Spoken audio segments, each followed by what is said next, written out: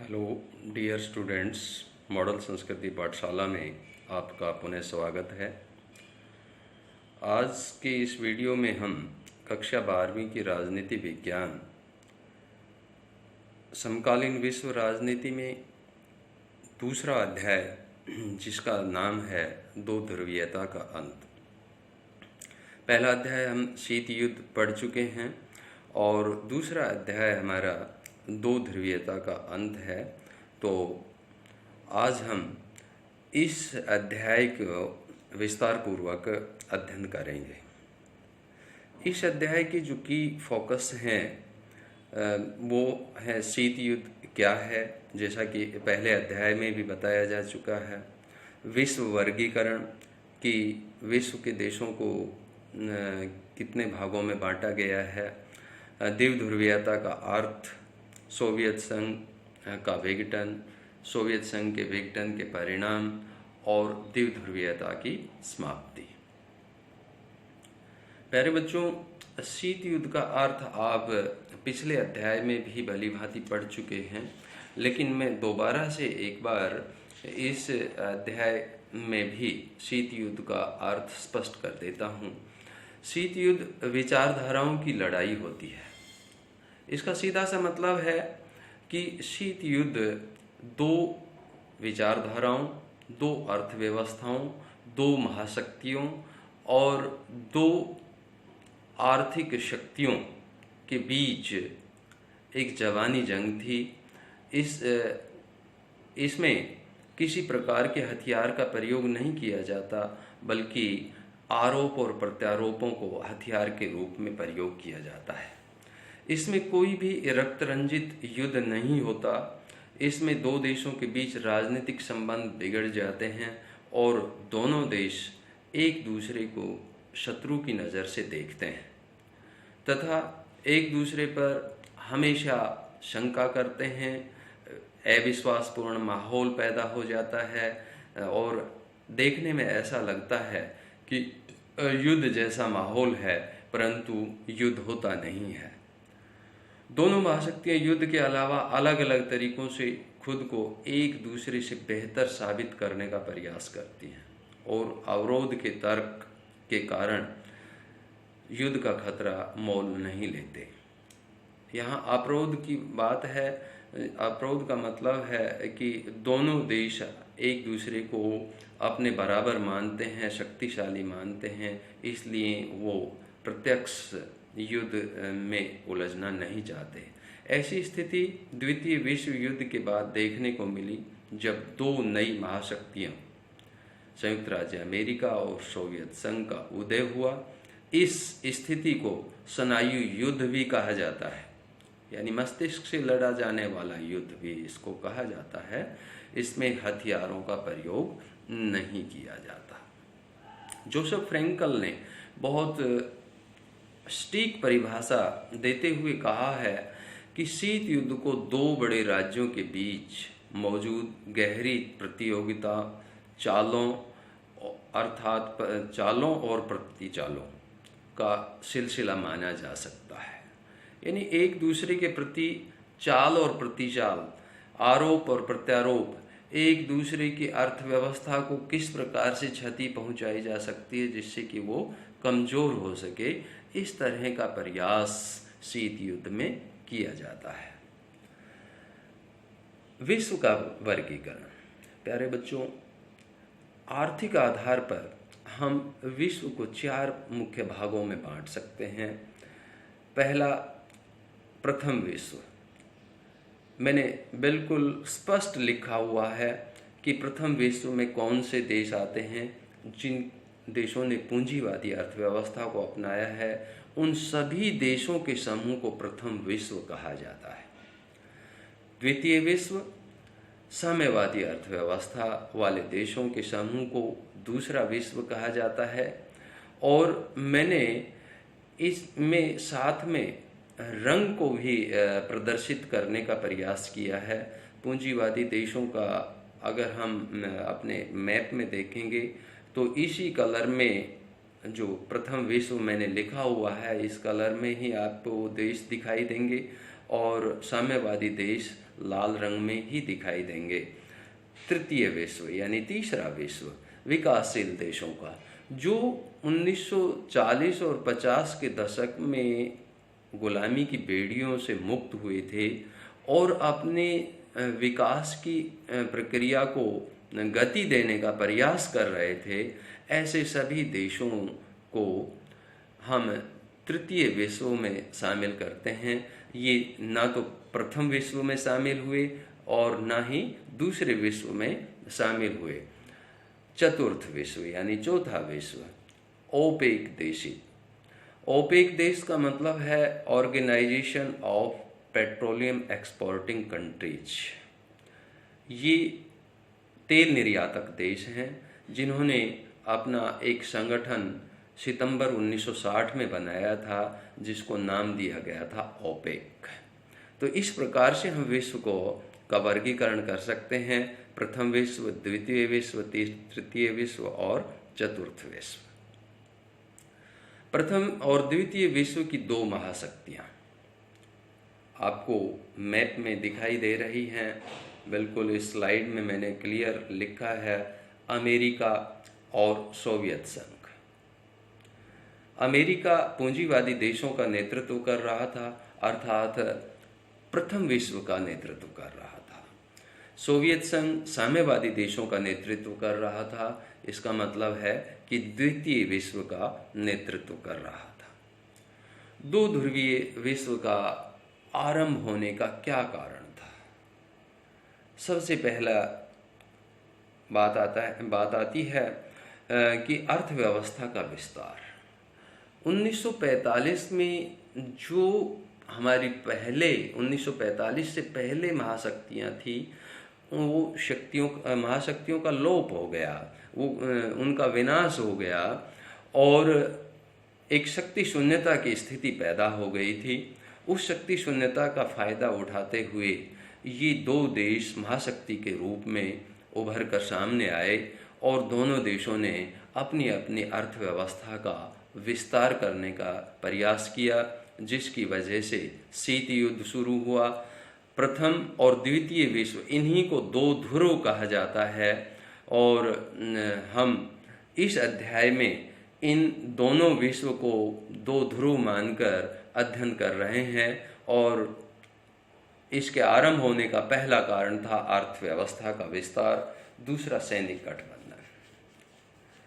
हालांकि युद्ध जैसा माहौल था, परंतु दोनों ही देश युद्ध से बचने का प्रयास कर रहे थे और एक दूसरे से अपने आप को शक्तिशाली साबित करने के लिए इन देशों ने सैनिक गठबंधन बनाए। विभिन्न देशों के साथ अपने छोटे छोटे सैनिक गठबंधन बनाए, सैनिक अड्डे स्थापित करने के लिए गठबंधन बनाए, ताकि एक दूसरे देश पर दबाव, एक दूसरी महाशक्ति पर दबाव बनाया जा सके। 1949 में सबसे पहले अमेरिका ने, यानी प्रथम विश्व के देशों ने NATO, North Atlantic Treaty Organization का गठन 4 अप्रैल 1949 को किया। इसके बाद 1954 में सिएटो और 1955 में सेंटो, ये संयुक्त राज्य अमेरिका यानी पूंजीवादी देश या प्रथम विश्व के देशों ने सैनिक गठबंधन बनाए।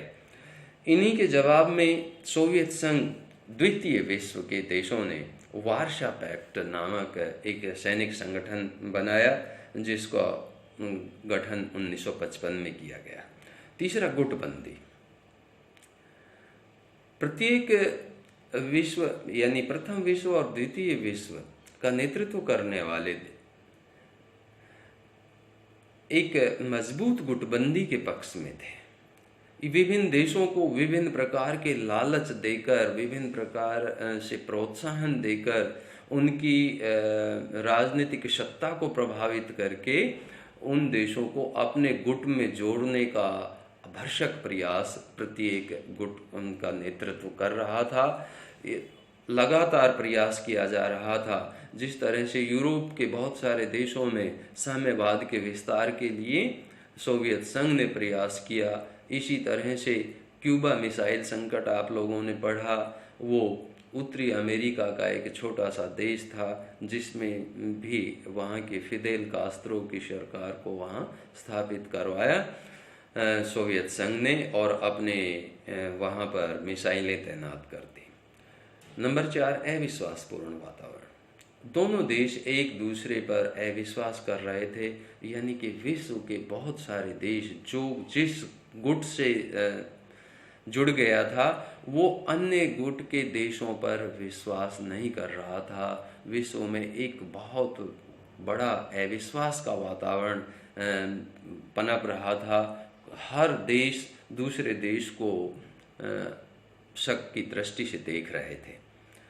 और नंबर 5, नव स्वतंत्र राज्यों का उदय। प्यारे बच्चों, दो ध्रुवीय विश्व के आरंभ में नव स्वतंत्र राज्यों के उदय ने भी एक महत्वपूर्ण भूमिका निभाई, क्योंकि उस समय जब मैंने आपको अभी बताया कि 1940 और 1950 के दशक में अनेकों देश गुलामी की बेड़ियों से मुक्त होकर स्वतंत्र हुए थे, और वे अपने देश की या अपने नागरिकों की स्वतंत्रता के बाद उनकी अपेक्षाओं, उनकी आकांक्षाओं को पूरा करने के लिए, अपने राष्ट्र का विकास करने के लिए किसी न किसी गुट से जुड़ रहे थे, ताकि उन्हें वहाँ से आर्थिक, सैनिक, औद्योगिक और दैनिक जीवन की मूलभूत आवश्यकताओं की पूर्ति का सहारा मिल सके। प्यारे बच्चों, ये साम्यवाद और पूंजीवाद के विस्तार को इसमें दर्शाया गया है। प्रथम, द्वितीय और तृतीय और चतुर्थ विश्व। प्रथम विश्व को हमने भूरे रंग से दर्शाया है और द्वितीय विश्व को हमने लाल रंग से दर्शाया है, और तृतीय विश्व और चतुर्थ विश्व जिसमें ओपेक कंट्रीज और विकासशील देशों का समूह है, उनको हमने ग्रीन, यानी ये ऐसे देश थे जो किसी भी गुट में शामिल नहीं हुए।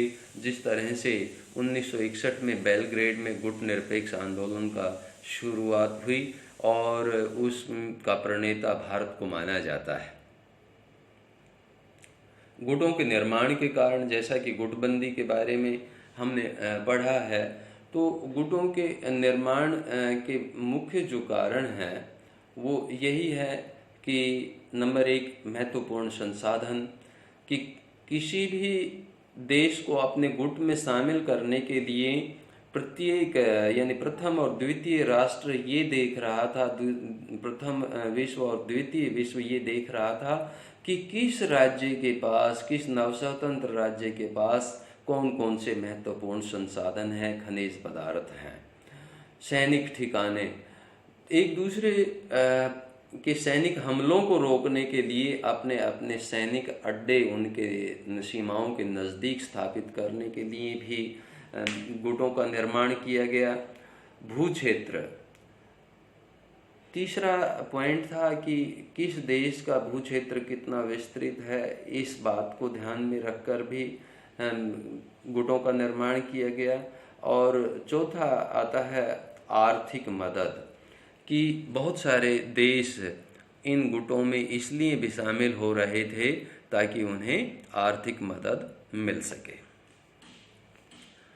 अब सोवियत संघ के विघटन के कारण, यानी द्विध्रुवीयता, अभी तक हमने पढ़ा कि द्विध्रुवीयता की स्थापना के क्या कारण थे, क्यों द्विध्रुवीयता स्थापित हुई, और शीत युद्ध क्या था, विश्व को कितने वर्गों में बांटा हुआ था। अब हम अध्ययन करेंगे सोवियत संघ के विघटन या उसके पतन के कारण, यानी सोवियत संघ क्यों बिखर गया, साम्यवादी अर्थव्यवस्था क्यों कमज़ोर पड़ गई। तो इसमें पहला जो पॉइंट आता है वो पूर्वी यूरोप के देशों में लोकतांत्रिक उदारवाद की स्थापना। प्यारे बच्चों, सन 1960 के दशक के बाद 1960 के दशक के बाद सोवियत संघ के विघटन का रास्ता शुरू हो गया, यानी सोवियत संघ के विघटन की संभावना शुरू हो गई। और क्योंकि 1960 में के दशक में ही, बल्कि हम ये कहें कि सबसे पहले चेकोस्लोवाकिया सोवियत संघ से अलग हो गया और धीरे धीरे बहुत सारे यूरोपीय कंट्रीज ने साम्यवाद के चोले को उतार फेंका। अपने आप को लोकतांत्रिक उदारवाद की स्थापना के लिए उन्होंने तैयार किया, अपना मन मस्तिष्क लोकतांत्रिक उदारवाद की स्थापना के लिए तैयार किया। दूसरा, सोवियत गणराज्यों में संप्रभुता की इच्छा। प्यारे बच्चों, सोवियत संघ 15 गणराज्यों का एक संघ था। 1917 की साम्यवादी क्रांति, जिसको हम बोल्शेविक क्रांति भी कहते हैं, उसमें 15 गणराज्यों ने एक संघ बनाया था जिसको USSR कहा जाता था। इसे शॉर्ट में हम सोवियत संघ कहते हैं। और सोवियत संघ में 15 गणराज्य थे और ये गणराज्य संधियां करके और एक संघ के रूप में इकट्ठे हुए थे। परंतु धीरे धीरे इन राज्यों में अलग होने की इच्छा जागृत होने लगी। सोवियत गणराज्यों में संप्रभुता की इच्छा जागृत होने के कारण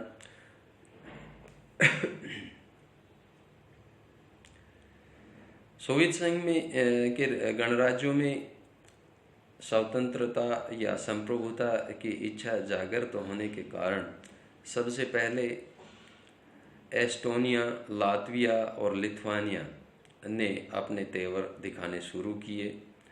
1990 में सोवियत संघ 15 गणराज्यों में बिखर गया।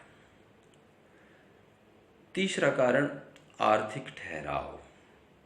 प्यारे बच्चों, लगातार साम्यवाद के विस्तार के लिए, अनेक देशों को अपने गुट में जोड़ने के लिए, वहाँ साम्यवादी सरकारें स्थापित करने के लिए लगातार और सैनिक साजो सामान की पूर्ति के लिए उनकी सैनिक और आर्थिक मदद सोवियत संघ करता रहा और उसने अपनी आंतरिक अर्थव्यवस्था पर कोई विशेष ध्यान नहीं दिया, अपने आर्थिक विकास पर कोई विशेष ध्यान नहीं दिया, जिसके कारण सोवियत संघ में आर्थिक ठहराव की स्थिति पैदा हो गई। नंबर 4, शस्त्रीकरण की प्रतियोगिता। शीत युद्ध, हालांकि युद्ध जैसा माहौल था परंतु युद्ध नहीं हो रहा था, परंतु फिर भी एक दूसरे को नीचा दिखाने के लिए, एक दूसरे से अपने आप को शक्तिशाली बनाने के लिए या विश्व में एक अपने आप को सुपर पावर स्थापित रखने के संदेश के लिए लगातार दोनों गुट हथियारों की होड़ में जुटे हुए थे, लगातार नए नए हथियारों का आविष्कार कर रहे थे, लगातार हथियारों को खरीद फरोख्त कर रहे थे। 1985 में के आते आते सोवियत संघ में आर्थिक उदारवाद की तरफ अपना कदम बढ़ाना शुरू किया। 1985 में सोवियत संघ के राष्ट्रपति बने मिखाइल गोर्बाचोव और उन्होंने उदारीकरण और निजीकरण के लिए 2 नीतियों को अपनाया, जिनका नाम था पेरेस्ट्रोइका और ग्लासनोस्त। पेरेस्ट्रोइका का अर्थ है निजीकरण। इस अवधारणा का लक्ष्य समाज की नैतिक और मानसिक स्थिति को बदलना एवं उत्पादन में मानवीय रुचि के स्तर में सुधार लाना था। सामाजिक आर्थिक रूपांतरण में लोगों की भागीदारी को सुनिश्चित करना था और औद्योगिक संस्थानों और व्यापारिक यूनिटों में प्रतियोगिता को स्थापित करना था। इसी तरह से ग्लासनोस्त का अर्थ होता है खुलापन। यानी मुक्त प्रतियोगिता, उदारीकरण। इससे पहले जितना भी उत्पादन होता था वो सारा सरकार के नियंत्रण में होता था। सरकार उन पर सेंसर लगाती थी, और परंतु इस नीति के लागू होने से जो यूएसएसआर यानी सोवियत संघ में 70 वर्षों से सेंसरशिप चला आ रहा था, उससे मुक्ति मिल गई। लोगों को अपने विचार रखने के लिए, अपने विचारों की अभिव्यक्ति के लिए एक आज़ादी मिल गई। लेकिन ये दोनों नीतियाँ कामयाब नहीं हुई, क्योंकि लोगों ने जमाखोरी, कालाबाजारी और विभिन्न प्रकार की राष्ट्र विरोधी कार्य करने शुरू कर दिए। अंतिम पॉइंट है इसमें सोवियत नागरिकों में तुलनात्मक प्रवृत्ति का उभरना। प्यारे बच्चों, प्रथम विश्व युद्ध के बाद 1939 में द्वितीय विश्व युद्ध शुरू हुआ और 1945 तक द्वितीय विश्व युद्ध चला। युद्ध से सभी देशों को एक बहुत बड़ी आर्थिक हानि उठानी पड़ती है, परंतु पूंजीवादी देशों और साम्यवादी देशों के विकास में अंतर आ गया, क्योंकि पूंजीवादी देशों में प्रत्येक व्यक्ति को निजी संपत्ति रखने का और मुक्त प्रतियोगिता करने का या बाजारोन्मुख अर्थव्यवस्था की आज़ादी होती है। यानी पूंजीवादी देश हस्तक्षेप की नीति को अपनाते हैं, परंतु साम्यवादी देशों ने हस्तक्षेप की नीति को अपनाया, सेंसरशिप को लागू किया और उसमें पूर्ण रूप से समाजवाद और साम्यवाद को लागू किया। परंतु जो विशेष बात इस पॉइंट के माध्यम से मैं बताना चाहूँगा कि 1945 से लेकर 1990 तक जब सोवियत संघ के लोगों ने अपनी तुलना संयुक्त राज्य अमेरिका और अन्य पूंजीवादी देशों के नागरिकों की जीवन स्तर और उनकी आर्थिक अवस्था, अर्थव्यवस्था, उनकी आर्थिक स्थिति के साथ अपनी तुलना की, तो उन्होंने अपने आप को कहीं उनसे काफ़ी पिछड़ा हुआ पाया, जिसकी वजह से उन लोगों में साम्यवाद के प्रति रोष पैदा हो गया और वो आर्थिक उदारीकरण, मुक्त प्रतियोगिता के लिए आंदोलन करने लगे। सोवियत संघ के विघटन के परिणाम। सोवियत संघ के विघटन का जो परिणाम है कि वे क्या परिवर्तन आए सोवियत संघ के पतन के बाद पूरी दुनिया में, तो इसमें पहला है शीत युद्ध का अंत। प्यारे बच्चों, सोवियत संघ मैंने आपको बताया है कि 15 गणराज्यों का एक संघ था और 1990 में वो 15 गणराज्य सभी अलग अलग हो गए। सभी ने अपने आप को सोवियत संघ से अलग कर लिया, आज़ाद राष्ट्र के रूप में स्थापित कर लिया, जिसकी वजह से जो विश्व में 2 ध्रुव बने हुए थे उनकी समाप्ति हो गई। और जब सोवियत संघ का पतन हो गया तो शीत युद्ध का भी अंत हो गया। दूसरा, एक ध्रुवीय विश्व। अब द्विध्रुवीयता समाप्त हो गई। केवल और केवल विश्व में संयुक्त राज्य अमेरिका एक महाशक्ति बन गया, जिससे पूरा विश्व एक ध्रुवीय विश्व के रूप में स्थापित हो गया। पूरे विश्व में अमेरिका की दादागिरी स्थापित हो गई। तीसरा, जर्मनी का एकीकरण। प्यारे बच्चों, 1961 में जर्मनी में बर्लिन की दीवार खड़ी हो गई थी। 1945 के युद्ध के बाद जर्मनी को 4 टुकड़ों में बांट लिया गया था। 4 टुकड़ों में ब्रिटेन, सोवियत संघ, फ्रांस और अमेरिका ने। तो फ्रांस, अमेरिका और ब्रिटेन ने अपने 3 हिस्सों को इकट्ठा कर लिया, जिसे पश्चिमी जर्मनी कहा जाता था, और सोवियत संघ के हिस्से में पूर्वी जर्मनी था। तो इस तरह से जर्मनी 2 टुकड़ों में, 2 भागों में विभाजित हो गई थी, पश्चिमी जर्मनी और पूर्वी जर्मनी। परंतु 3 अक्टूबर 1990 को जर्मनी का एकीकरण हो गया। 1989 में बर्लिन की दीवार को गिरा दिया गया और 1990 में जर्मनी का एकीकरण हो गया। नव उपनिवेशवाद की उभरती प्रवृत्तियां। प्यारे बच्चों, अब एक ध्रुवीय विश्व स्थापित हो गया, शीत युद्ध समाप्त हो गया, तो नव उपनिवेशवाद की प्रवृत्ति उभरने लगी।